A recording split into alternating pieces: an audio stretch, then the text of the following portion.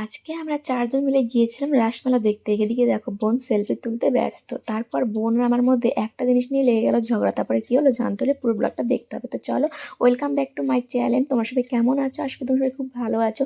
চলে এলাম আরও একটি নতুন ব্লগ নিয়ে। তো আজকের ব্লগটা খুব তাড়াতাড়ি করে শুরু করেছিলাম, তোমাদের ঠিকমতো কিছু বলতেই পারছিলাম না। তো এখানে দেখতে পাচ্ছ সোনুর বাবাকে বানিয়ে দিলাম চা।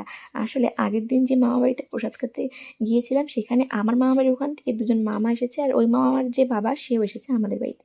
তো চা বানাতে দায়িত্ব দিয়েছিলাম সোনুর বাবাকে, কারণ ও খুব ভালো চা বানায়। তো চাটা খেয়ে ওই মামারা চলে গেছে, আমি আর সেটা ব্লগ করতে পারিনি। আসলে একটু সকালবেলা কাজের চাপ থাকে, তো এর জন্য। আর এদিকে দেখো সকালের খাওয়া দাওয়ার ব্যবস্থা কিন্তু পুরো কমপ্লিট। এখানে আছে হচ্ছে পেঁয়াজকলি আলু দিয়ে ভাজা, তারপরে বক ফুল আর ধনিয়া পাতার বড়া, আর ছিল হচ্ছে বেগুন ভাজা, আর ছিল হচ্ছে মাছ ভাজা। তো মাছের মাথাটা দেখতে পাচ্ছ, সেটা দিয়ে আমি পরে বাঁধাকপির ঘন্ট বানাবো। আর মাছগুলো আজকে রান্না করবো না, ভাজা খাবে সোনুর বাবা। সোনু, আমার না বেশি এখন মাছ খেতে ভালো লাগে না। তো দেখো বক ফুলের বড়া কিন্তু খেতে শীতের দিনে বেশ মজা লাগে, খুব ভালো লাগে। কিন্তু এটা গরম গরম যতটা ভালো লাগে, পরে আর ভালো লাগে। দেখো এত কিছু রান্না করে খাওয়ালাম, আর কাজে না গিয়ে দেখো কি ঘুমাচ্ছে, দেখো সবাই।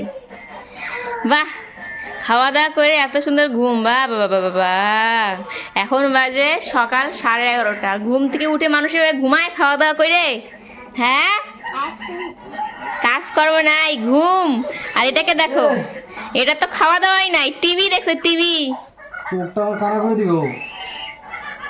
ভাত খাওয়ার তো নামই নাই। যেদিনকে সোনু টিভি পায় সেদিনকে মানে সারা দিন টিভি দেখবে। তো তা তো টিভি বন্ধ করতে ভালো লাগতেছে না আমার। দেখছো দেখছো, তাহলে তোমরা শুনলা? ভালো মতো খাইয়ে দেয়, এই যে আলসি ধরে গেছে শরীরে, না খাওয়াই কাজে পাঠানো ভালো এই লোকটাকে, ঠিক না? আর এটা তো খাওয়া দাওয়াই নেই, খাওয়া দাওয়াই নাই। ওই চল ভাত খাই, চল চল। দেখো, আসলে সোনুর বাবার খাওয়া দাওয়া করতে একটু দেরি হয়ে গেছিলো, এর জন্য বললাম তোমাকে আজকে টোটো নিয়ে যেতে হবে না। তাই বলে কি সে পড়ে পড়ে ঘুমোবে বলো? এটা দেখে আমার এত রাগ হচ্ছিল কি বলবো। এর জন্য ও যখন বলে টিভিটা বন্ধ করতে, আমি আর ইচ্ছে করে হোম থিয়েটার চালিয়ে দিই খুব জোরে সাউন্ডে, যাতে তাড়াতাড়ি উঠে যায়। কিন্তু কিছুতেই উঠছিল না। এদিকে সোনুকে বললাম, সোনু চল ভাত খাবি। যেই বললাম, সোনু দেখো কীরকম আমার সঙ্গে ঝগড়া করছে, মারপিট করছে। দুটা হয়েছে দু রকমের কোয়ালিটি, কেউ কারো থেকে কম না। কি বলবো, একজন ঘুমে ব্যস্ত, আর একজন একবার যদি টিভি পায় সে টিভি রেখে উঠতে চায় না। আগের দিন 8টার দিকে ওই মামা বাড়ি থেকে প্রসাদ খেয়েছে, এখন পর্যন্ত ভাত খায়নি। সকালের খাবার খেয়েছে কিন্তু ভাত খাওয়ার কোনো নামগন্ধ নেই। যেই বলছি ভাত করাতে কি রাগটানি দেখাচ্ছে। তারপরে সারাক্ষণ আর কোনো রকম ভিডিও করার সুযোগ পাইনি, দুজনে মিলে ঘুমিয়েছিলাম। সোনু বাবা ডিউটিতে চলে গেছিলো। এখন ঘুম থেকে উঠে খাওয়া দাওয়া করলাম, আর সোনুতে এখনও খাচ্ছি, 1 ঘন্টা লাগে খেতে। আর আজকে না বিকেলটা একটু ঠান্ডা ঠান্ডাই ছিল। আর আমাদের উঠোনে তো এত বালি, কি বলবো আজকে। এর জন্য ভাবলাম একটু জল দিই। আর জল দেওয়ার পরে গাছগুলো কত ভালো লাগছে, দেখো কত ফুল ফুটেছে। কিন্তু দুঃখের বিষয় একটাই, শীতের দিন পড়ে গেছে, এখনো বাড়িতে একটা গাঁদা ফুল গাছ হয়নি, আনাই হয়নি। ইচ্ছে আছে খুব তাড়াতাড়ি নার্সারিতে গিয়ে কয়েকটা ফুল গাছ নিয়ে আসবো। কিন্তু ওদিকে মা বলেছে মাও আমাদের সঙ্গে যাবে। মা তো এখন বাড়িতে নেই, কবে যে আসবে তারপরে যেতে হবে। এতদিন ফুল গাছ নাকি ভালো লাগে বলো? এদিকে দেখো জল দিয়েছি উঠোনটাতে, কত ভালো লাগছে এখন। এত হাওয়া টাওয়া হচ্ছে না, বালিগুলো পুরো ঘরে একদম, জিনিসপত্র পুরো নোংরা হয়ে যাচ্ছে। এদিকে দেখো বিছানার কি অবস্থা, সোনু এখনই ঘুম থেকে উঠে গেল না, এর জন্য। তো দেখো এক চুটকিতে একদম নতুন বিছানাটা পেতে নিলাম। কেমন লাগছে বলো তো? আমার তো বেশ ভালো লাগছে, ঘরটা একদম অন্য অন্য লাগছে। এখন যদি ঘরটা অন্যরকম একটা রং করা যেত কত ভালো লাগতো দেখতে বলো তো। কিন্তু ওই যে এদিকে দেখো সোনু কি করছে, এগুলো না দেখালে কি হয় তোমাদের? খেলনার উপর বসে দেখো খেলছে, ভাবো তুমি। আর তখন বাজে হচ্ছে বিকেল 5টা। তো দেখো এখন বাজে হচ্ছে রাত 6টা। আমি আর শুনে একদম রেডি। এখন আমরা যাব হচ্ছে রাসমেলা দেখতে বাবার বাড়ির কাছে। তো দেখো সোয়েটার পরে নিয়েছি। আসলে আজকে বিকেলবেলা না খুব হাওয়া হয়েছিল, ভাবলাম থাক সোয়েটার পরে যাওয়াটাই ঠিক আছে, অত স্টাইল দেখাতে হবে না, তাই না? আর শোনো দেখো জিন্স পরেছে, ওই যে পকেটে হাত। আজকে শোনো তো সারাদিন ভ্যা ভ্যা করেই গেল। একটু আগে মাকে ফোন করেছিলাম, যেই দেখছি মা হচ্ছে মামা বাড়িতে আছে, সোনুর কান্না শুরু। একটা কথা বলেনি, শুধু কান্না করে গেছে। তো চলো মেলাতে যাই, তারপরে দেখি তোমাদের সাথে কতটুকু শেয়ার করতে পারি। ওখান থেকে হচ্ছে বাবা যাবে হয়তো, আর বোন যাবে। তো চলো আমরা যাই এখন। কই রে, দেখা যাচ্ছে না তোকে। শোনো দেখো, শোনোর কত ঢং, মেলা যাচ্ছে বলে পাত্তাই দেয় না। শোনো তো দেখো আমরা চলে এসেছি মেলাতে, আর এই একটা জিনিস, যে জিনিসটা দেখে সব বাচ্চারা ভয় পায়, এই হচ্ছে পুতুলের রাক্ষস।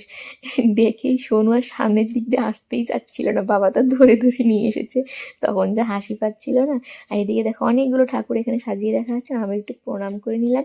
আগে না এই ঠাকুরগুলোকে ওই এখানে যে পুকুরটা আছে সেই পাশ দিয়েই সুন্দর করে সাজিয়ে রাখতে, এখন যেহেতু চারপাশে আর কি বেড়া দেওয়া হয়ে গেছে, এর জন্য ওখানে আর রাখে না, এই ভেতরেই রেখেছে।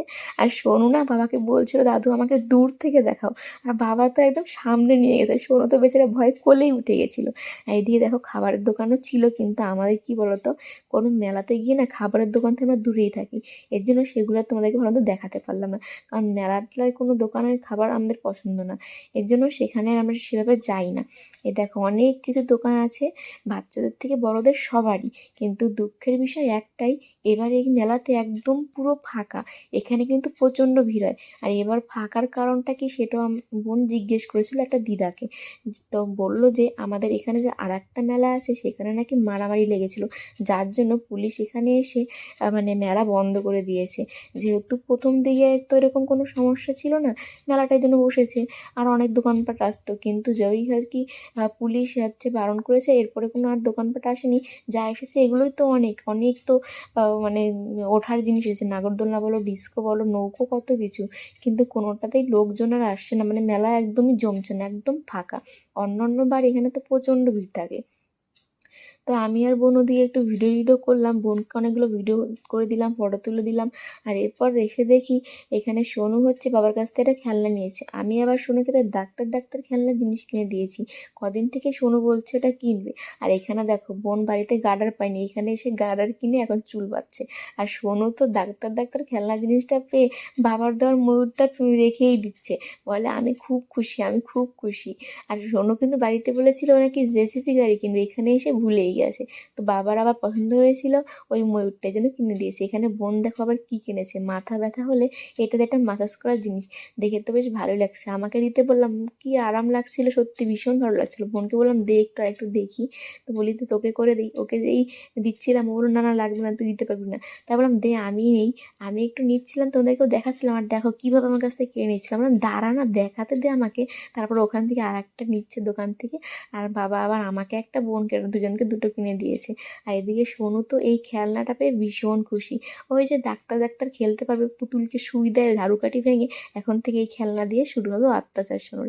এখন এখানে আমরা বাবা পিঠা কিনছিলাম, তো বাবা বললো বাবা খাবে না, তো ঠিক আছে চলো, আমি সোনু আর সোনুর মানি খাবো, বাবার আবার হচ্ছে মানে বুক জ্বালা পোড়া করে, এর জন্য বাবা খাবে না। আর একটু দেরি হচ্ছিল, আর একটু কথা টথাও হচ্ছিলো এখানটায়, তারপরে চলে যাই আমরা হচ্ছে বাড়িতে। থাক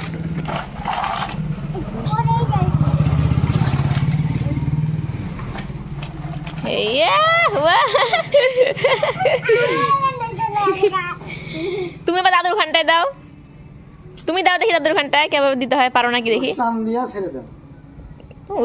পারেই না উল্লুক। এই যে ওরে, এই যে গলা ধরবে, ধরলে গলা, এই টান দিলা, টান দিয়ে দুটো একবার ছেড়ে দিবে, দেখলে? তুমি করো তো দেখি।